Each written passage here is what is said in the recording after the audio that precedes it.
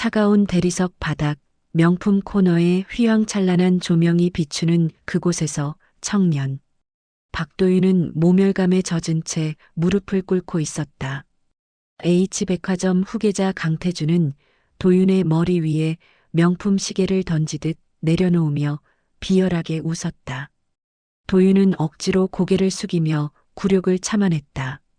그의 등 뒤로 동료들의 안타까움과 두려움이 뒤섞인 시선이 느껴졌다.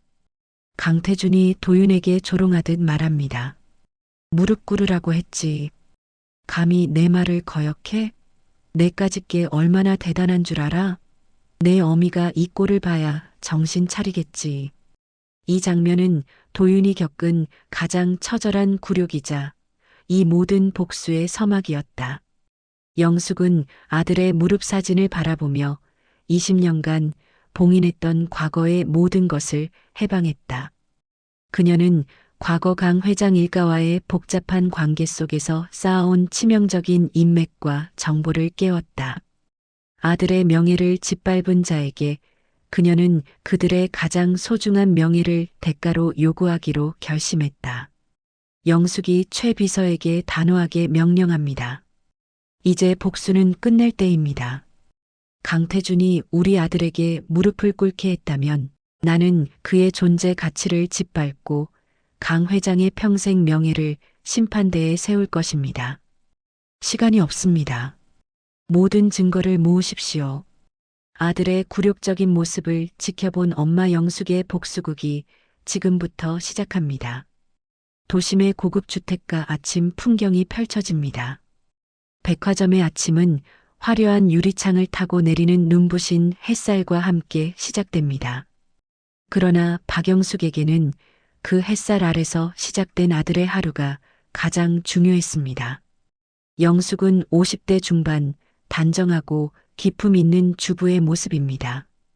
그녀의 삶의 중심은 오직 아들 박도윤이었습니다. 영숙은 아들 도윤이 좋아하는 반찬을 정성껏 도시락에 담았습니다. 아들이 선택한 길이었기에 영숙은 늘 응원하는 마음으로 아들을 지켜보았습니다. 아들이 좋아하는 일을 한다는 사실에 보람을 느꼈습니다. 영숙은 백화점 주차장에 도착하여 차에서 내립니다. 그녀는 엘리베이터 앞에서 아들의 근무 명단을 확인하며 은은한 미소를 지었습니다. 사람들 틈에 섞여 아들을 향해 걸음을 옮기며 주변을 살폈습니다. 젊은 직원들이 분주히 움직이고 매장 안에서는 고급 음악이 흐릅니다. 그 활기찬 풍경이 낯설면서도 자랑스러운 마음이 들었습니다. 도윤은 한 고객에게 밝은 목소리로 상품을 설명하고 있었습니다. 그는 조금 긴장했지만 성실하게 최선을 다하고 있었습니다. 영숙이 속으로 생각합니다. 우리 도윤이 참 잘 자라줬네. 그런데 갑작스러운 고성과 함께 분위기가 싸늘하게 얼어붙었습니다. H백화점 강 회장의 아들 강태준이 등장했습니다. 그는 20대 후반, 오만함과 무례함으로 가득 찬 얼굴입니다. 태준은 사소한 주차 문제를 빌미로 도윤에게 다가와 다짜고짜 고함을 치기 시작했습니다. 태준이 소리칩니다. 야, 박도윤, 내가 주차 관리실에 내 차 키를 맡겼다고? 내가 뭔데 내 차를 내 멋대로 처리해. 너 지금 나 무시하는 거야? 도윤이 침착하게 말합니다. 죄송합니다. 고객님 안전을 위해 임시 조치했습니다. 곧바로 확인해 드리겠습니다. 도윤은 사정을 설명하려 했지만 태준은 이미 분노를 표출하기로 작정한 듯 했습니다. 그는 도윤의 얼굴 앞에서 자동차 키를 던지듯 내밀며 손님들이 모두 들을 수 있도록 큰 소리로 모욕을 주었습니다. 태준이 비난합니다.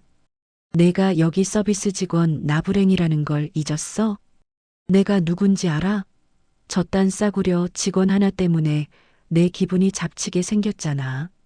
영숙은 유리 기둥 뒤에서 이 모든 장면을 목격하고 있었습니다.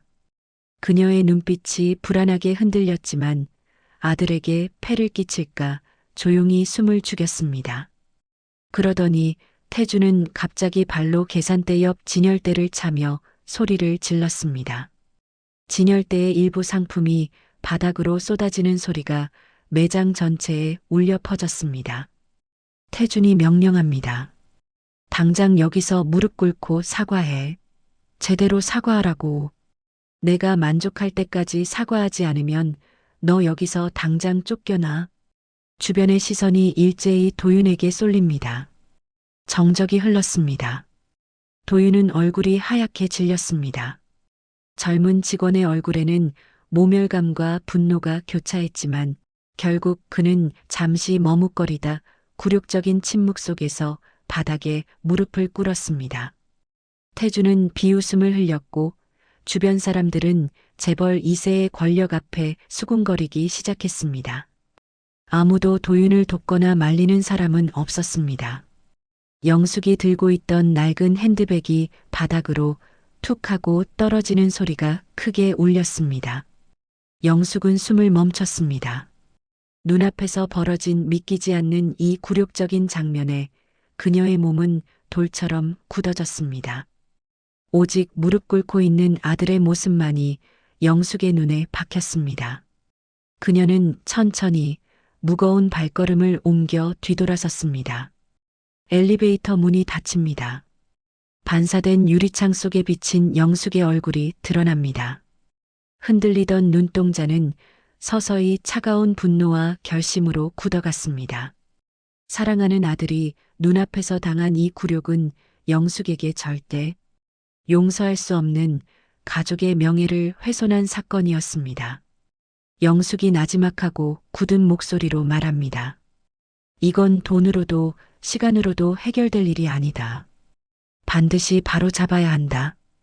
영숙의 눈빛에 20년 전 마이더스의 손이라 불리던 투자자의 냉철함과 아들을 잃은 어머니의 강렬한 분노가 함께 타오릅니다.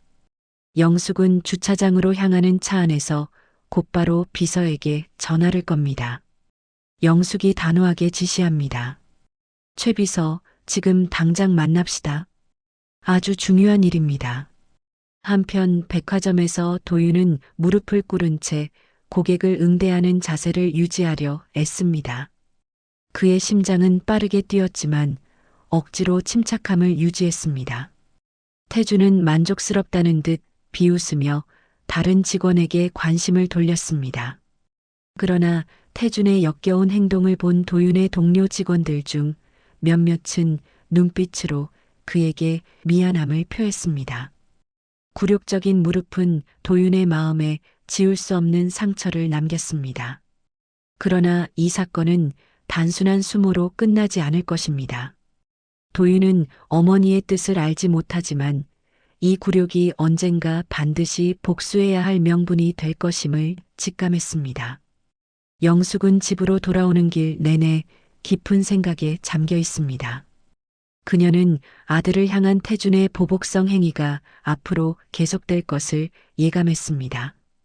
아들의 체면이 땅에 떨어졌고 이 일로 인해 아들이 직장 자체를 포기할 수도 있다는 두려움이 엄습했습니다. 영숙은 자신이 가진 모든 것을 동원해서라도 아들을 지켜야 한다고 결심했습니다. 주식이나 돈으로 해결할 수 있는 문제가 아니었습니다. 영숙에게 가장 중요한 것은 명예와 체면입니다. 태준의 아버지 강 회장이 가장 중요하게 생각하는 것은 바로 H백화점의 품격과 사회적 신뢰일 것입니다. 영숙은 바로 그 약점을 파고들어야 한다고 생각했습니다. 집 거실. 영숙이 굳은 표정으로 노트북을 펼칩니다. 화면에는 복잡한 인맥 지도와 옛 사업 파트너들의 명단이 보입니다. 이제 평범한 주부는 사라지고 아들의 명예를 위해 모든 것을 걸고 나서는 복수의 설계자가 깨어났습니다. 그녀의 복수는 돈이 아니라 오래된 인맥과 명분, 그리고 지혜를 통해 이루어질 것입니다. 영숙은 백화점에서 돌아온 후 단 한순간도 감정을 허용하지 않았습니다. 그녀의 마음속은 아들의 굴욕에 대한 슬픔 대신 그것을 되갚아줄 냉철한 설계로 가득 찼습니다. 영숙은 단순한 부유한 주부가 아니었습니다. 그녀는 과거 남편의 사업체를 안정화시키는 과정에서 쌓은 사업적 통찰력과 이후 현명한 재테크로 재계를 놀라게 했던 숨은 실력자였습니다. 그녀의 복수는 이제 그녀가 가진 모든 인맥과 지혜를 동원하는 대규모의 설계가 될 것입니다. 영숙은 오랫동안 사용하지 않던 서재의 비밀 금고를 열었습니다. 그 안에는 남편의 유산과 함께 영숙이 직접 관리해온 수많은 금융 및 투자 관련 문서가 가득했습니다. 그녀는 노트북을 켜고 비밀번호를 입력했습니다. 화면에는 그녀가 과거 쌓아 올렸던 거대한 금융계좌 잔고와 수많은 투자 포트폴리오 목록이 나타났습니다. 영숙의 눈빛은 이미 평범한 주부의 것이 아니었습니다. 아들의 명예를 되찾기 위해 그녀는 다시금 냉철한 사업가의 지혜를 사용할 준비가 되어 있었습니다. 영숙은 긴급히 최 비서를 소환했습니다. 최 비서는 영숙의 남편 시절부터 집안의 재산 관리와 법률 자문을 담당해 온 60대 전문가로 영숙에게 절대적인 신뢰를 가진 인물입니다. 최 비서는 갑작스러운 호출에도 불구하고 영숙의 굳은 표정을 보고 사태의 심각성을 직감했습니다. 최 비서가 놀라면서도 경의를 표하며 묻습니다. 오랜만입니다. 사모님께서 직접 회사에 자료를 요청하신 것은 실로 오랜만입니다. 무슨 일이신지 말씀해 주십시오. 영숙이 단호하게 지시합니다. H백화점 강 회장 일가의 약점을 찾아야겠습니다. 재정 상태는 물론 그들의 사업적 명예를 훼손할 수 있는 모든 연결고리를 파악해야 합니다. 단순한 돈 문제가 아닙니다. 도리와 명분을 찾아야 합니다. 최 비서는 곧바로 백화점의 지배구조와 강 회장 일가, 주변의 인맥을 분석하기 시작했습니다. 그는 영숙이 단순한 경제적 복수가 아닌 명예를 통한 압박을 원한다는 것을 직감했습니다. 그 과정에서 충격적인 사실이 드러났습니다.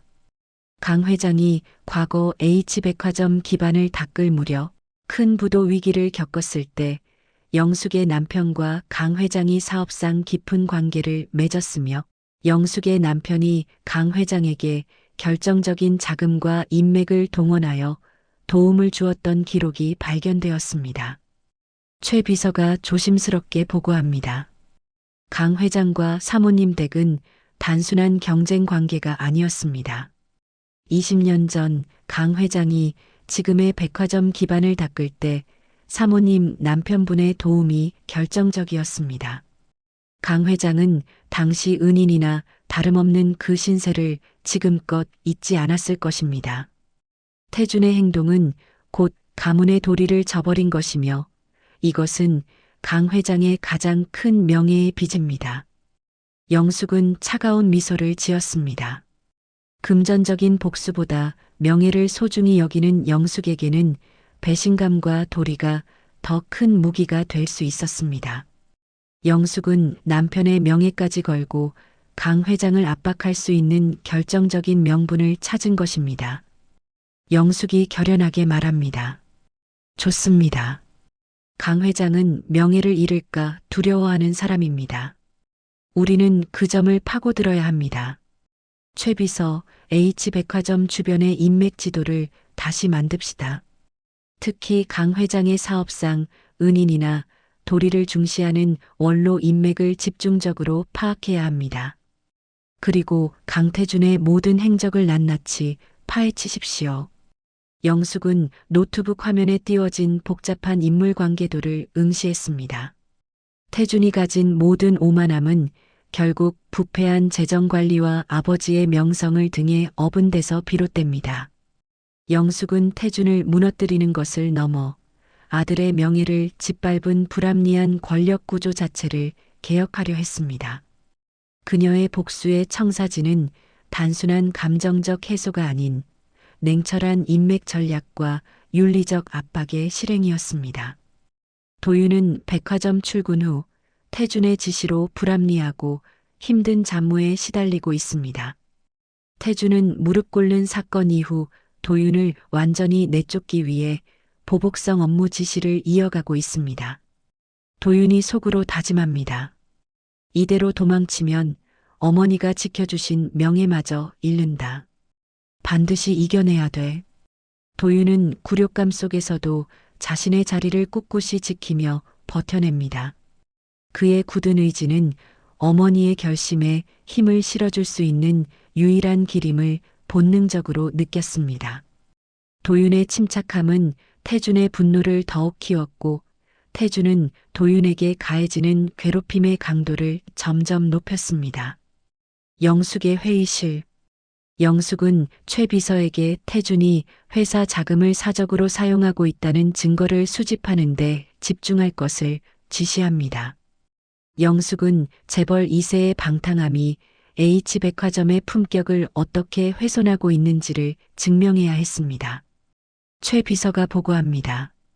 태준 씨는 친분이 있는 납품업체를 통해 거래 대금을 부풀리고 차액을 현금으로 되돌려받고 있습니다. 횡령 금액만 상당하며 이는 백화점의 회계 투명성 자체를 위협하고 있습니다. 증거는 확실합니다. 영숙이 단호하게 마무리합니다. 태준은 자신의 방탕함이 H백화점의 품격을 훼손하고 있다는 것을 깨닫게 해야 합니다. 최 비서, 이제 우리는 사냥개처럼 움직여야 합니다. 그리고 강 회장의 인맥 중 태준의 행실을 가장 비판할 만한 원로에게 접근할 계획을 세우십시오. 영숙은 복수의 설계도를 촘촘하게 짰습니다. 재정비리 증거와 함께 강 회장의 도덕적 빚을 활용하여 내부의 심판관들을 움직이는 전략이었습니다. 그녀는 잠든 새벽까지 자료를 검토하며 복수가 성공할 때까지 단 한순간도 긴장의 끈을 놓지 않았습니다. 그녀의 마음속 불씨는 아들의 명예를 향한 강한 집념으로 타오르고 있었습니다. 백화점 명품 코너의 조명은 여전히 밝았으나 박도윤에게는 세상이 회색빛으로 변한 것 같았습니다. 그는 굴욕적인 침묵 속에서 바닥에 무릎을 꿇었던 순간을 머릿속에서 지울 수 없었습니다. 하지만 그 굴욕감은 도윤을 무너뜨리는 대신 오히려 단단하게 만들었습니다. 도윤은 겉으로 드러내지 않았지만 불합리한 권력에 굴복하지 않겠다는 강한 의지를 품었습니다. 도윤이 속으로 다짐합니다. 여기서 무너지면 안 돼. 내가 떳떳해야 어머니에게도 그리고 나 자신에게도 명분이 생기지. 도윤은 억지로 부여된 힘든 잡무와 부당한 업무 지시 속에서도 실수를 하지 않으려 애썼습니다. 그의 굳건한 태도는 태준의 오만함과 극명하게 대비되었습니다. 도윤의 동료 직원들은 점차 그에게 동정을 넘어선 존경심을 갖기 시작했고 이는 태준의 행위가 백화점 내부의 공정한 기강을 해치고 있다는 내부 여론으로 확산되었습니다. 같은 시각 영숙과 최 비서는 영숙의 자택, 별채에 마련된 비밀 회의실에서 밤낮 없이 H백화점과 강 회장 일가의 자료를 분석했습니다. 영숙은 책상 위 가득 펼쳐진 서류를 보며 냉철한 투쟁심을 불태웠습니다. 영숙이 최 비서에게 말합니다. 우리는 태준의 금전적 비리뿐만 아니라 그의 오만함이 백화점의 윤리와 강 회장의 명예에 어떤 손상을 입혔는지 증명해야 합니다. 강 회장이 가장 두려워하는 것은 돈이 아니라 평생 쌓아온 사업가로서의 도덕성과 품위를 잃는 것입니다. 최 비서는 영숙의 통찰력에 깊이 동의했습니다. 그는 태준이 납품업체와 맺은 부당계약서를 영숙에게 보여주었습니다. 최 비서가 보고합니다. 태준이 개인 유흥비 마련을 위해 납품업체와 이면 계약을 맺었습니다. 거래 대금을 부풀려 차액을 현금으로 되돌려받은 명백한 배임 행위입니다. 이 증거는 확실합니다. 영숙이 계약서를 훑어보더니 중요한 인물을 지목했습니다. 이 납품업체 최 사장 말입니다. 최 비서, 이 사람이 강 회장과 어떤 관계인지 다시 한번 확인해 주십시오. 최 비서가 준비해둔 인맥 지도를 펼쳤습니다. 최 사장은 강 회장이 30여 년 전 백화점 사업을 시작할 무렵부터 함께했던 초기 동업자였습니다. 강 회장의 현재 성공에 미미하게나마 기여했고 강 회장이 사업을 확장할 때도 도움을 주었던 은인과 같은 존재였습니다. 최 비서가 조심스럽게 설명합니다. 최 사장은 강 회장이 가장 존경하는 도리를 아는 인물 중 하나입니다. 태준이 바로 이 최 사장에게 부당한 거래를 강요하여 심각한 손해를 입혔습니다. 강 회장이 이 사실을 알게 되면 아들의 배신에 대한 분노가 단순히 금전적 비리가 아닌 도의적 분노로 바뀔 것입니다. 영숙은 이 사실에 만족감을 표시했습니다. 그녀의 복수 계획은 이제 아들의 굴욕에 대한 복수를 넘어 인륜을 저버린 행위에 대한 심판으로 확장되었습니다. 이는 H백화점의 원로 그룹을 움직일 수 있는 결정적인 명분이었습니다. 영숙이 구체적으로 지시합니다. 최 비서, 즉시 최 사장에게 접근하십시오. 그가 태준에게 당한 부당함을 숨기지 않고 증언할 수 있도록 설득해야 합니다. 우리는 그의 피해를 복구해주는 동시에 강 회장에게 태준의 패륜적인 행동을 직접 폭로할 기회를 제공해야 합니다. 영숙은 태준의 비윤리적인 행위가 백화점 내부에서 남긴 상처를 찾아 나섰습니다. 그녀는 태준의 지시로 부당하게 해고되거나 불공정한 처우를 받은 직원들의 명단을 비밀리에 확보했습니다. 이들은 태준의 오만함과 무능함이 백화점 내부에서 어떤 상처를 남겼는지 증언해 줄 수 있는 핵심 인물들이었습니다. 그녀는 이들을 통해 태준이 경영자로서의 자격이 없음을 공론화하려 했습니다. 영숙이 최 비서에게 강조합니다. 우리는 태준이 경영자로서의 자격은 물론 인간적인 도리조차 없다는 것을 원로들 앞에서 증명해야 합니다. 모든 피해 사례들을 모아 그가 조직 전체의 윤리를 해치고 있음을 명확히 보여줘야 합니다. 영숙은 태준의 도덕적 해이를 증명할 완벽한 복수의 청사진을 완성했습니다. 1단계는 태준의 비윤리적 행위에 대한 증거 수집, 2단계는 강 회장의 명예의 빛과 원로 인맥을 움직이는 것, 3단계는 이 모든 것을 결합하여 태준을 공적으로 심판대에 세우는 것이었습니다. 이 모든 과정은 도윤이 백화점에서 버텨주는 것을 전제로 했습니다. 도윤은 백화점 물류창고에서 힘든 짐을 나르는 잡무를 수행하고 있었습니다. 태준은 도윤이 사직서를 내고 도망치기를 바랐지만 도윤은 땀을 흘리면서도 흔들리지 않았습니다. 도윤이 속으로 다짐합니다.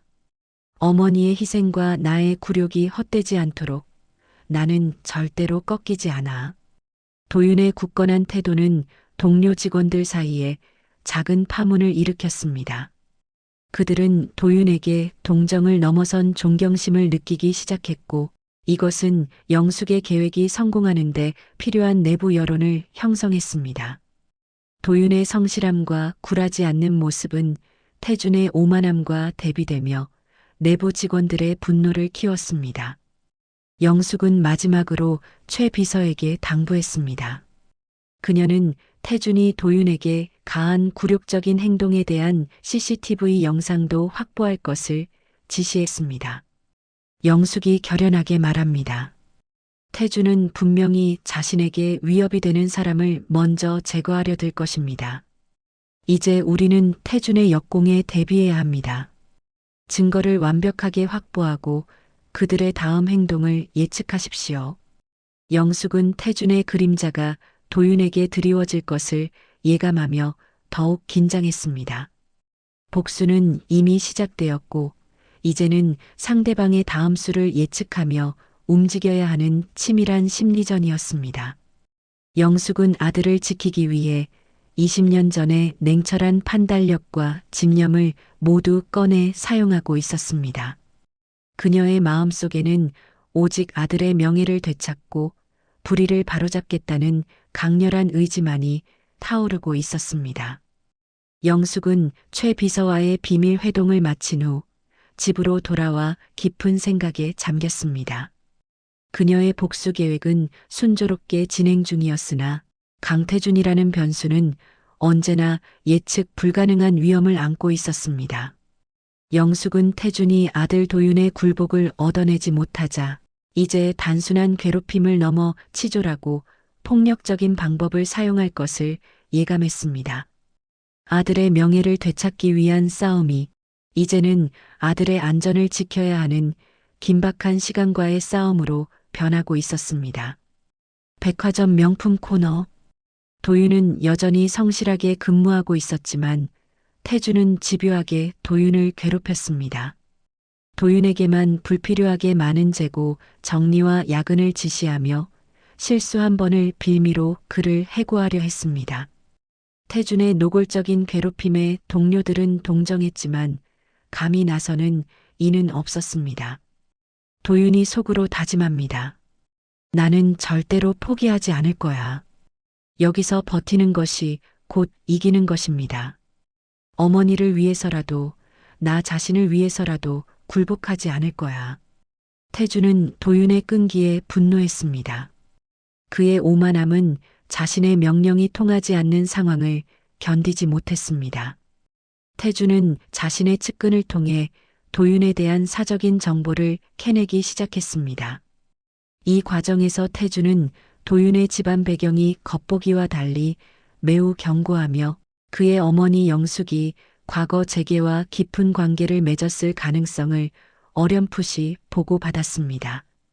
태준은 그 배경의 정체를 밝혀내려 했고 그 전에 도윤을 제거할 필요성을 느꼈습니다. 태준이 자신의 비서에게 명령합니다. 박도윤, 저 자식 뒤에 누가 있는지 확실히 알아봐. 단순히 백없는 직원 나부랭이가 아닌 것 같아.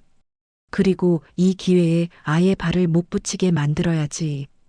영원히 회사에 돌아올 수 없게 만들어. 모든 수단을 동원해. 태준은 즉시 도윤에게 더 큰 위협을 가했습니다.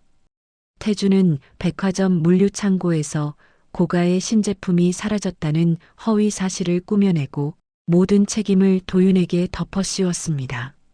명품 코너 관리팀은 당황했지만 태준의 지시이기에 형식적인 조사를 시작했습니다. 도윤은 자신이 절도범으로 몰렸다는 사실에 큰 충격을 받았습니다. 도윤이 관리팀장에게 억울함을 호소합니다. 팀장님, 저는 결백합니다. 저는 그 시간대에 창고에 가지도 않았습니다. CCTV를 확인해 주십시오. 관리팀장은 태준의 눈치를 보며 난처한 표정을 짓습니다. 도윤 씨, CCTV는 현재 시스템 점검 중이라 확인이 어렵네. 일단 자네가 마지막으로 창고에 접근한 기록이 남아 있어. 며칠 동안 직무 정지 상태로 조사를 받아야겠네.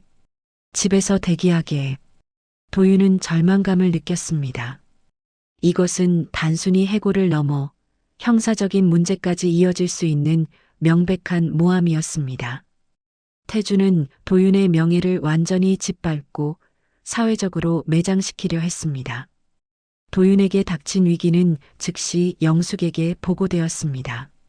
최 비서는 영숙에게 다급하게 상황을 전했습니다. 최 비서가 다급하게 말합니다. 사모님, 강태준이 도윤 씨를 절도범으로 몰아세우고 있습니다. 지금 당장 행동하지 않으면 도윤 씨의 명예는 회복할 수 없게 됩니다. 태준의 역공이 시작된 것입니다. 영숙의 얼굴이 차갑게 굳어졌습니다. 아들의 체면을 넘어 이제는 아들의 미래와 안전까지 위협받는 상황이었습니다. 그녀는 더 이상 숨어 있을 수 없었습니다. 영숙은 모든 계획을 앞당겨야 한다고 결심했습니다. 영숙이 단호하게 지시합니다. 좋습니다. 태준은 선을 넘었습니다. 최 비서, 우리가 확보한 태준의 가장 치명적인 재정비리 증거와 최 사장 관련 자료를 즉시 정리하십시오. 그리고 강 회장의 사업상 은인인 원로 인맥에게 연락할 준비를 하십시오. 우리는 정면 승부를 시작할 것입니다. 영숙은 아들에게 가해지는 위협에 맞서기 위해 자신이 가장 아끼는 무기인 도덕적 명분과 인맥의 압력을 꺼내들기로 했습니다. 그녀는 먼저 태준이 꾸민 절도 사건의 허점을 찾아내야 했습니다. 최 비서에게 도윤의 알리바이를 입증할 수 있는 주변 증인과 백화점 내부의 시스템, 관리 담당 직원을 은밀히 접촉하라고 지시했습니다. 영숙이 최 비서에게 강조합니다. 우리는 도윤의 결백함을 먼저 증명해야 합니다. 태준이 절도 사건을 꾸밀 때 사용한 인물과 증거를 역으로 파헤치십시오. 그들의 약점도 함께 찾아야 합니다. CCTV가 작동되지 않는다는 거짓말부터 파헤쳐야 합니다. 태준이 이 모함을 꾸미는데 협조했던 내부 조력자를 찾아내야 합니다. 최 비서는 영숙의 지시에 따라 곧바로 움직였습니다. 그는 H백화점의 전산 시스템 관리팀, 내부의 인맥을 동원하여 CCTV가 시스템 점검 중이었다는 것이 태준의 거짓 지시였음을 확인했습니다. 중요한 증거가 남아있을 가능성을 발견한 것입니다. 태준이 이 모함을 꾸미는데 협조했던 내부 직원을 찾아내 압박하는 것이 급선무였습니다. 이 직원은 태준의 횡령 사실 일부를 알고 있었지만 두려움 때문에 침묵하고 있었습니다. 영숙은 이 직원의 신변을 보호해주겠다는 명분으로 태준의 모함 계획을 자세히 알아내려 했습니다. 이 직원을 확보하는 것이 도윤의 누명을 벗길 수 있는 가장 빠르고 확실한 길이었습니다. 영숙은 최 비서에게 이 직원의 가족과 안위를 먼저 보호해 줄 것을 약속하며 결정적인 증언을 확보하는 데 총력을 기울이도록 했습니다. 영숙은 아들을 향한 태준의 공격이 복수의 시발점이 될 것임을 깨달았습니다. 그녀는 아들을 잃을지도 모른다는 공포를 강한 의지로 누르고 복수의 첫 번째 단계를 과감하게 실행했습니다. 그녀의 목표는 도윤의 누명을 벗기는 동시에 태준의 발밑을 무너뜨릴 결정적인 증거를 확보하는 것이었습니다. 이 모든 것이 도윤의 직무정지 기간 안에 이루어져야 했습니다. 시간이 촉박했습니다. 영숙은 잠시의 지체도 용납하지 않았습니다. 그녀의 복수 계획은 이제 생존을 위한 절박한 싸움이 되었습니다. 태준은 자신의 작은 권력으로 한 청년의 인생을 짓밟으려 했지만 그 대가가 자신의 가문 전체의 명예를 위협할 것이라는 사실은 꿈에도 알지 못했습니다. 영숙은 이제 태준의 치부를 세상에 드러낼 타이밍을 잡기 위해 모든 신경을 곤두세웠습니다. 박도윤은 직무정지 명령을 받고 자택에서 대기하고 있었습니다. 그는 절도범이라는 굴레가 씌워질 수 있다는 사실에 극도의 불안함을 느꼈습니다. 태준의 잔인한 모함이 언론에 새어나가면 그의 사회적 삶은 완전히 끝장날 수 있었습니다. 도윤은 절망감에 휩싸였지만 스스로의 결백함과 어머니에 대한 본능적인 믿음이 그를 지탱하고 있었습니다. 도윤이 속으로 다짐합니다. 나는 이 모함을 내 힘으로 깨부술 방법을 찾아야 한다. 이대로 당하고 있을 수만은 없어. 어머니는 나를 위해 무슨 일이든 하실 거라는 믿음이 있지만 내가 여기서 비굴하게 무너지면 안 돼. 나는 떳떳하게 서서 강태준의 끝을 봐야 한다. 같은 시각 영숙의 회의실은 숨막히는 긴장감으로 가득 찼습니다. 영숙은 도윤의 누명을 벗기는 작업과 태준의 비리를 공론화하는 작업을 동시에 그리고 치밀하게 진행했습니다. 시간은 도윤의 직무정지 기간으로 한정되어 있었기에 지체할 여유가 없었습니다. 단 하나의 실수도 용납되지 않는 절박한 상황이었습니다. 영숙이 최 비서에게 단호하게 지시합니다. 우선 도윤의 누명을 벗기는 것이 급선무입니다. 태준에게 협조한 전산실 직원, 김 실장. 그가 핵심입니다. 태준이 그를 제거하기 전에 반드시 확보해야 합니다. 최 비서는 태준의 명령을 받고 CCTV 작동을 중단시켰던 전산실 직원 김 실장의 신원을 파악했습니다.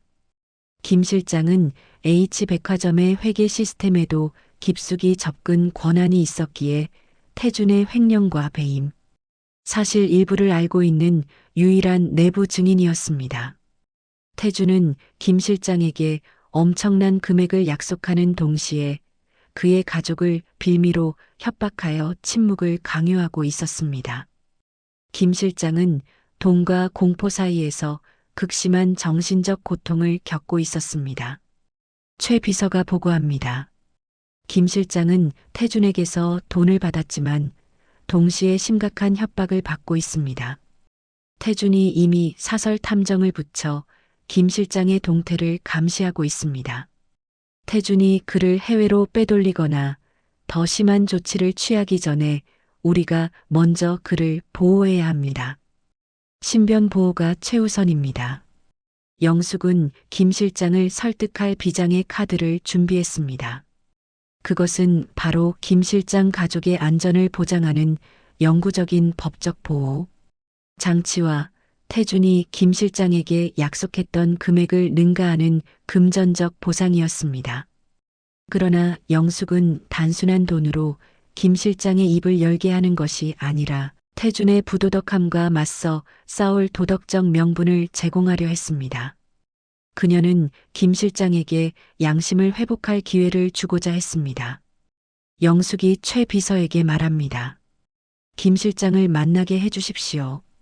그의 가족을 안전한 해외로 잠시 피신시킬 수 있도록 모든 법적 절차를 준비하십시오. 그리고 그에게 태준이 당신 같은 충실한 직원을 어떻게 이용하고 버리는지 직접 보여주십시오. 태준은 김 실장마저도 언제든 희생시킬 것입니다. 그에게 용기를 낼 수 있는 안전한 퇴로를 마련해 주어야 합니다. 최 비서는 김 실장과 은밀히 접선했습니다. 김 실장은 초조하고 두려움에 떨고 있었습니다.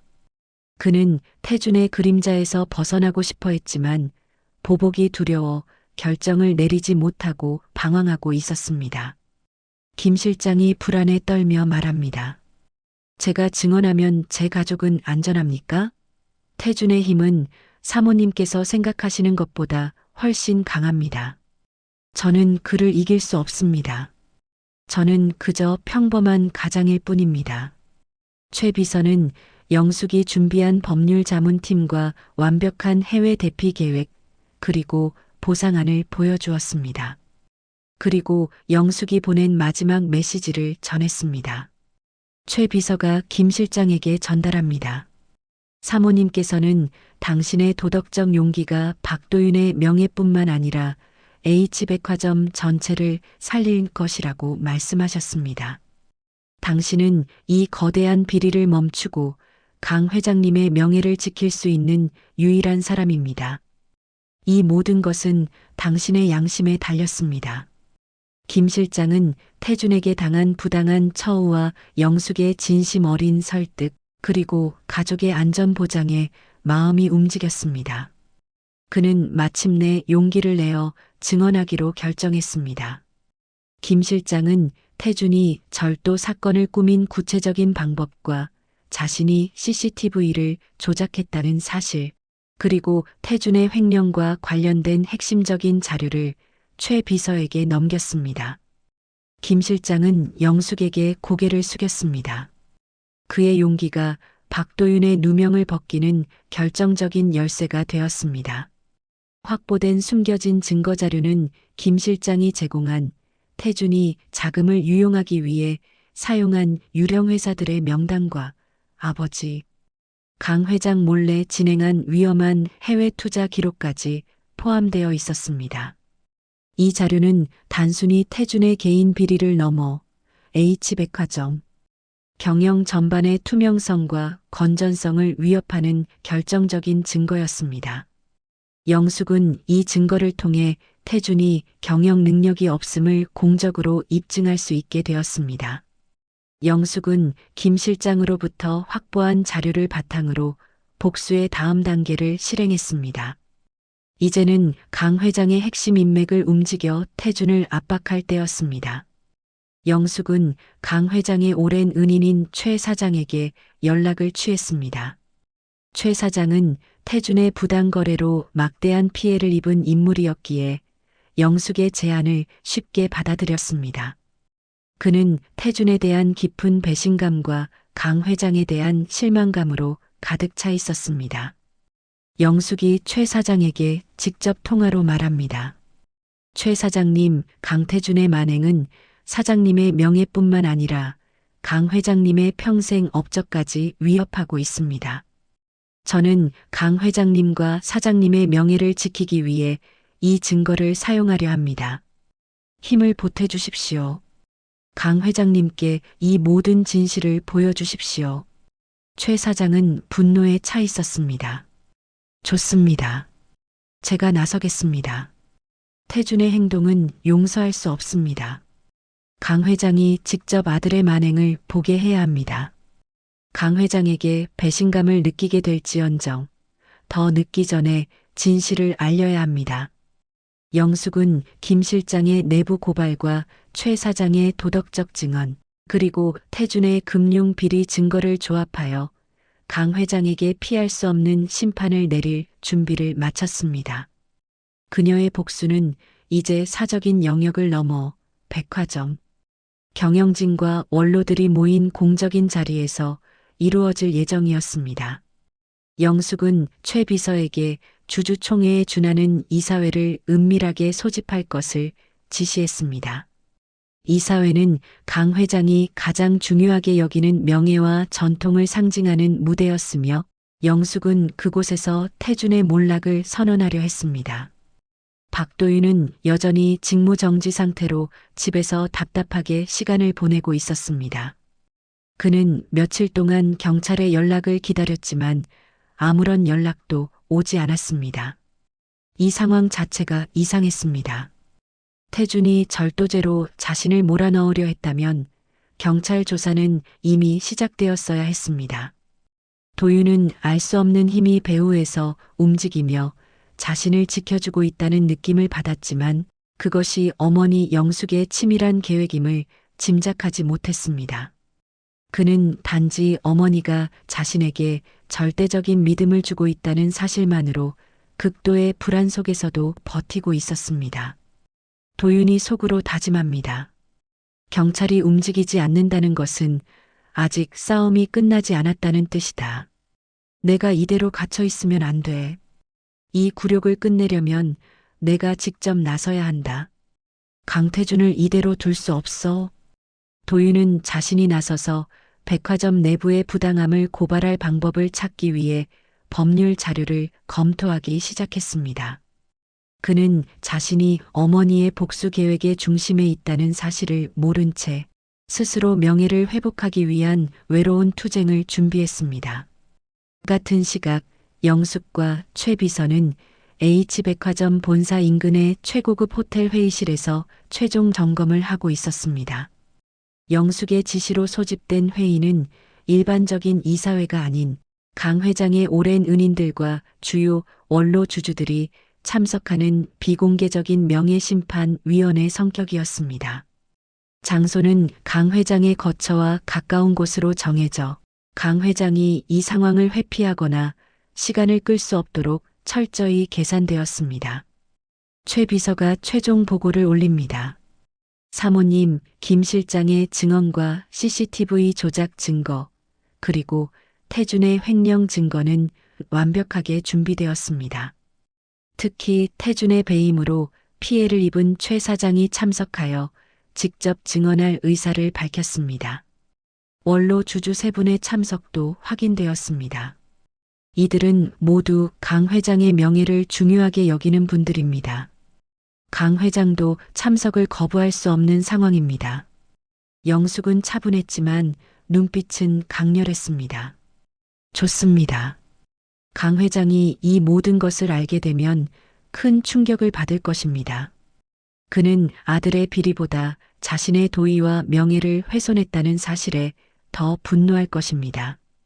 최 비서, 증거 자료를 배포할 타이밍이 가장 중요합니다. 김 실장과 최 사장은 강 회장의 심경을 뒤흔들 결정적인 증인들입니다. 이 자리는 태준의 죄를 묻는 공적인 무대가 될 것입니다.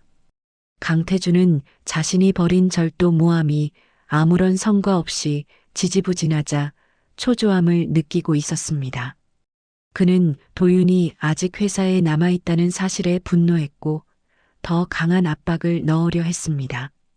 그때 강 회장의 비서실로부터 긴급 호출을 받았습니다.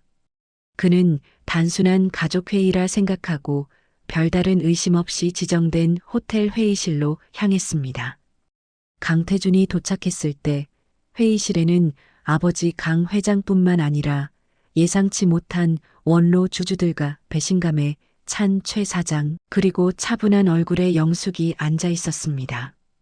태준은 영숙이 이 자리에 있다는 사실에 당황했지만 자신의 힘으로 상황을 통제할 수 있다고 오판했습니다. 강 회장이 싸늘한 눈빛으로 태준을 바라보며 회의 시작을 알립니다. 태준아, 내가 최근 백화점에서 벌인 일에 대해 논의할 자리를 만들었다. 이분들은 모두 H백화점의 명예를 지켜온 분들이다. 태준은 당황한 기색을 숨기고 억지로 당당하게 말합니다. 아버지, 백화점 직원의 일탈과 관련된 문제라면 제가 알아서 처리하겠습니다. 별도의 이사회를 소집할 필요는 없습니다.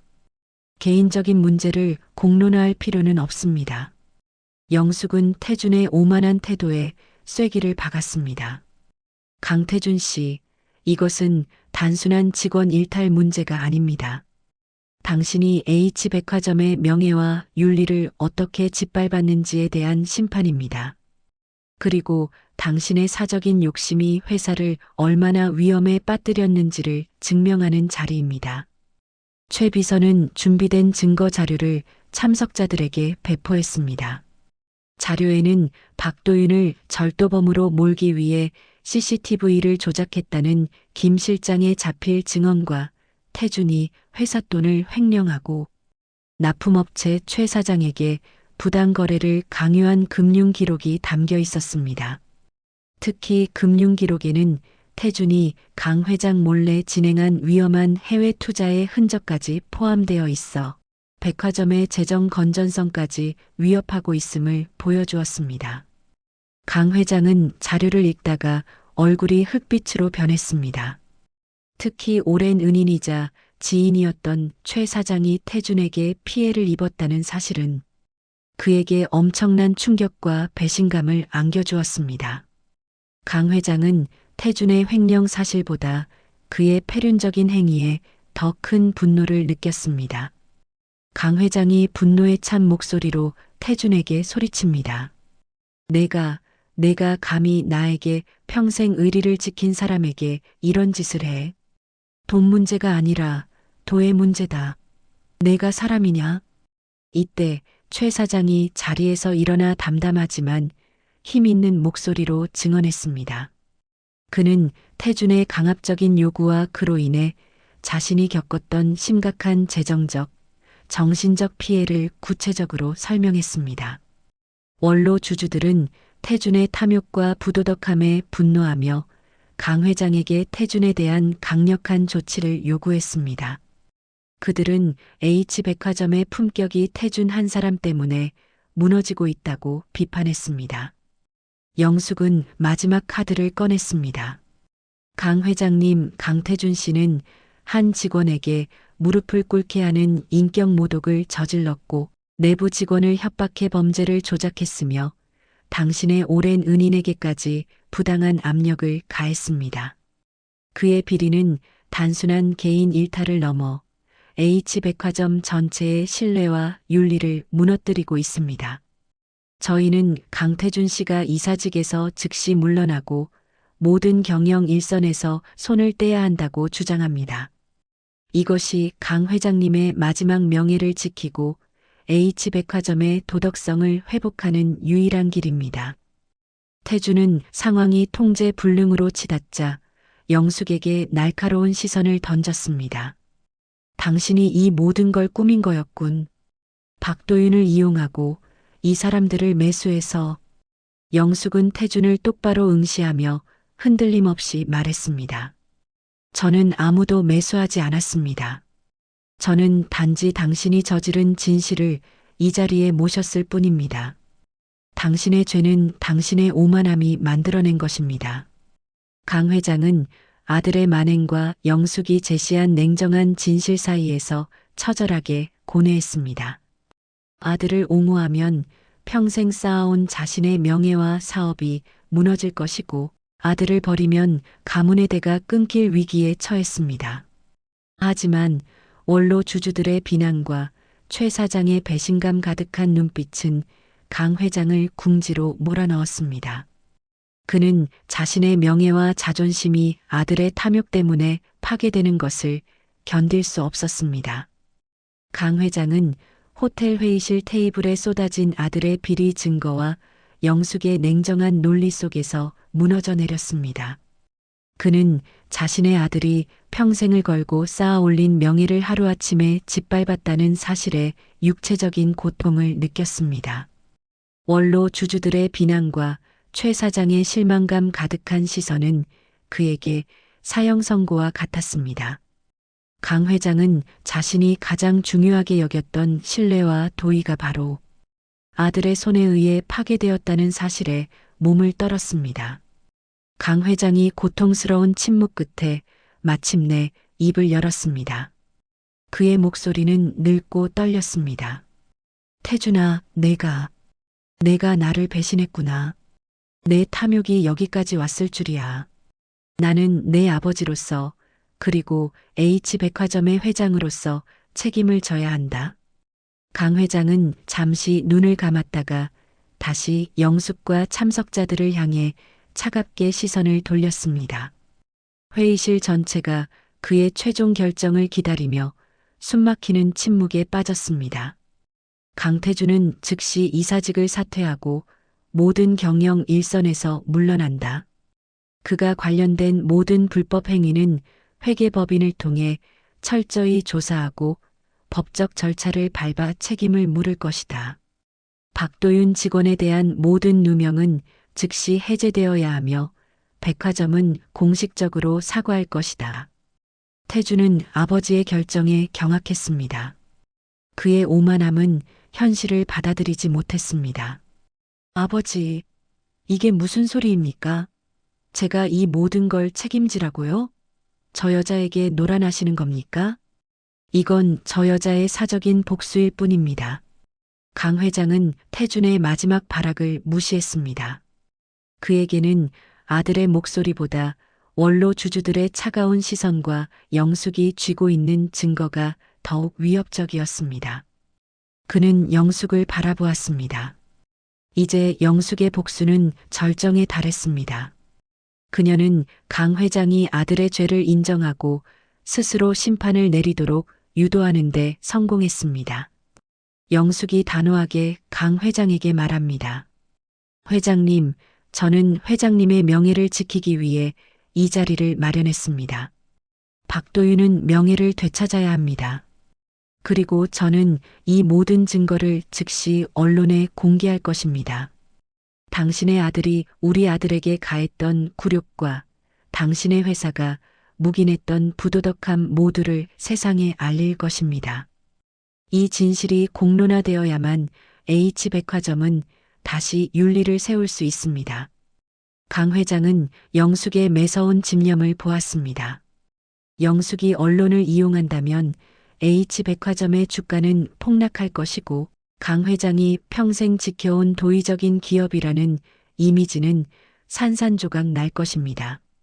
그는 영숙이 단순히 아들의 복수를 넘어 강 회장 자신에게까지 책임을 묻고 있다는 것을 깨달았습니다.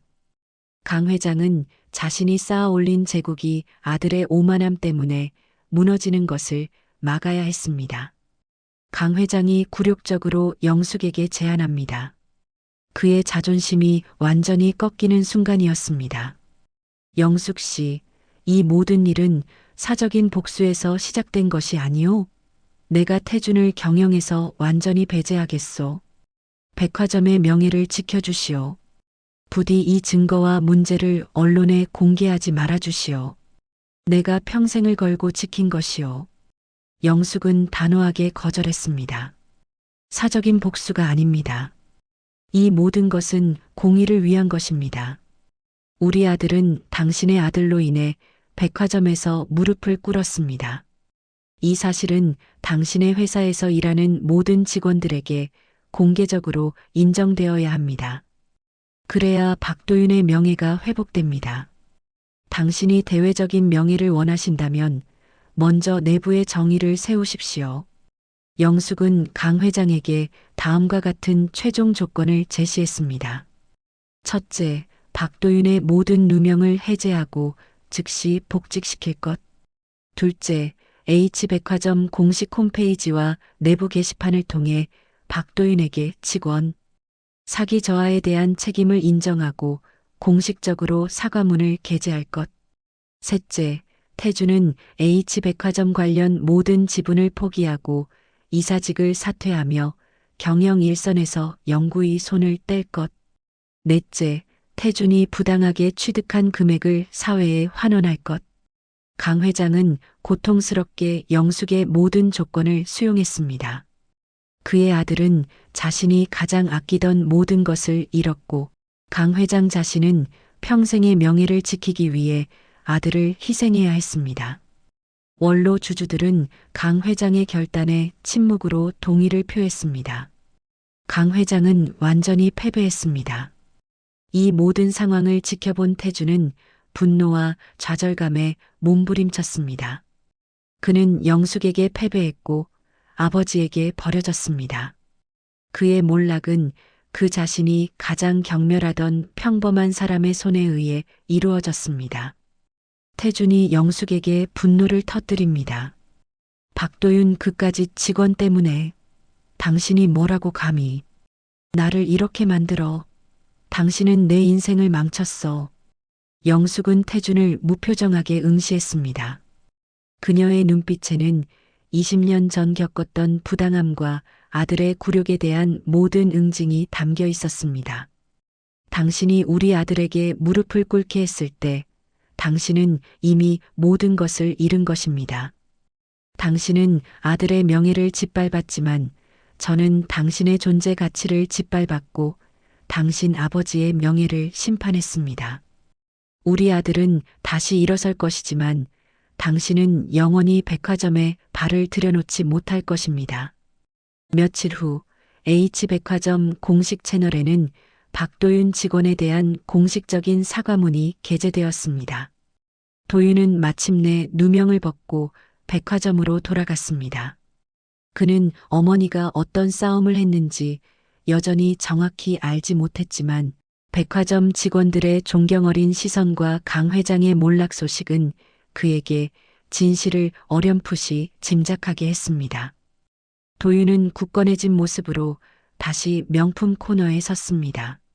그는 이제 이전보다 훨씬 더 단단하고 강인한 사람이 되어 있었습니다.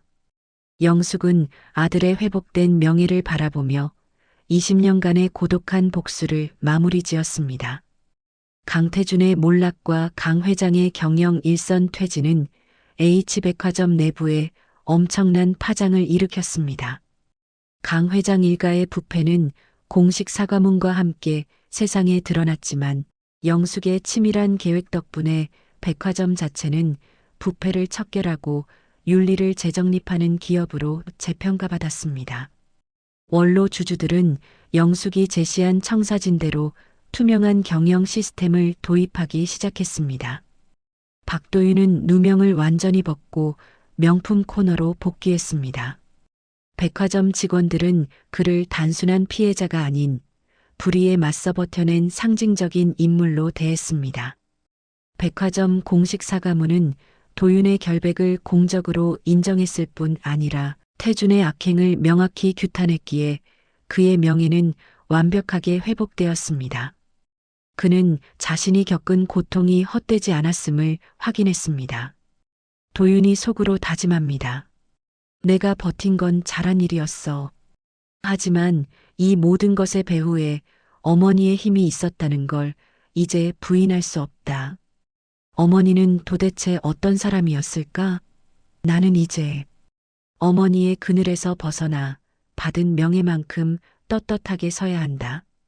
도윤은 이제 어머니 영숙이 자신을 위해 얼마나 거대한 희생과 복수를 감행했는지 그 과정의 무게와 깊이를 어렴풋이 짐작하게 되었습니다. 그는 어머니에게 묻고 싶었지만 영숙의 눈빛에서 느껴지는 깊은 침묵 때문에 망설이고 있었습니다. 며칠 뒤 영숙은 도윤을 조용히 자택 별채의 서재로 불렀습니다. 이 서재는 그녀가 20년 동안 복수를 설계하고 수많은 자료를 모아왔던 곳이었습니다. 도윤은 태어나서 처음으로 그 방에 들어섰습니다. 책상 위에는 H백화점 관련 서류와 함께 강 회장과의 오래된 사진, 그리고 영숙의 젊은 시절을 증명하는 사진들이 놓여 있었습니다. 영숙은 20년 동안 덮어두었던 진실을 담담하게 꺼내놓았습니다. 그녀의 과거, 강 회장과의 복잡한 관계, 그리고 아들의 무릎이 그녀를 다시 움직이게 한 원동력까지 그녀는 모든 것을 솔직하게 고백했습니다. 영숙이 눈물을 닦으며 말합니다. 도윤아, 너를 낳기 전에 엄마는 너에게 말해줄 수 없는 사람이었다. 너를 지키기 위해 모든 것을 숨겼고 그 굴욕적인 복수만이 내 삶의 목표였단다. 내가 백화점에서 무릎을 꿇었다는 소식을 듣고 엄마는 내 삶의 모든 것을 걸었다. 도윤은 어머니의 고백을 듣고 충격에 휩싸였지만 이내 눈빛이 굳건해졌습니다. 그는 어머니의 과거가 아니라 자신을 지키기 위해 외로운 싸움을 벌여온 어머니의 현재를 보았습니다. 도윤이 어머니의 손을 잡으며 말합니다. 어머니, 저는 이제 이해합니다. 어머니가 어떤 세월을 살아오셨는지, 저 때문에 다시 그 고통을 꺼내셔야 했다니 죄송합니다. 하지만 저는 후회하지 않아요. 제가 겪은 굴욕은 어머니의 명예와 저의 미래를 되찾아준 가장 값비싼 수업료였습니다. 그날 이후 영숙의 삶은 완전히 새로운 단계로 접어들었습니다. 그녀는 더 이상 복수에 얽매이지 않았습니다. 그녀는 최 비서를 통해 강 회장의 비리로 피해를 입은 중소납품업체, 최 사장을 포함한 모든 피해자들을 구제하는 일에 자신의 자금과 인맥을 사용하기 시작했습니다. 그녀는 익명으로 젊은 노동자의 명예와 인권을 보호하는 재단을 설립했습니다. 이는 아들이 겪었던 부당함을 사회 전체가 외면하지 않도록 하기 위함이었습니다. 영숙이 최 비서에게 말합니다. 이제 우리는 복수를 멈추고 정의를 세우는 일을 시작해야 합니다. 도윤이 겪었던 부당함이 다시는 이 땅의 젊은이들에게 되풀이되지 않도록 막아야 합니다. 이것이 내가 복수를 끝낸 후 해야 할 일입니다. 시간이 흘러 박도윤은 백화점에서 성과를 인정받아 관리직으로 승진했습니다. 그는 어머니가 되찾아준 명예를 바탕으로 부당함이 없는 깨끗한 조직을 만들기 위해 노력했습니다. 도윤은 이제 자신의 명예뿐만 아니라 어머니가 지키려 했던 도의와 공정함의 가치를 실현하는 데 집중했습니다. 어느 날 도윤은 재단을 통해 익명으로 선행을 베푸는 어머니의 모습을 우연히 발견했습니다. 그는 어머니가 복수라는 어둠에서 벗어나 빛을 향해 걸어가고 있음을 깨달았습니다. 도윤은 어머니의 등 뒤에 서서 조용히 미소 지었습니다. 아들의 무릎으로 시작된 이야기는 어머니의 복수와 아들의 성장을 통해 마침내 진정한 명예의 회복과 가족의 재결합으로 마무리되었습니다. 영숙은 아들과 함께 평온한 삶을 되찾았고 도윤은 어머니가 쌓아준 굳건한 기반 위에서 윤리적인 사업가로 성장해 나갔습니다.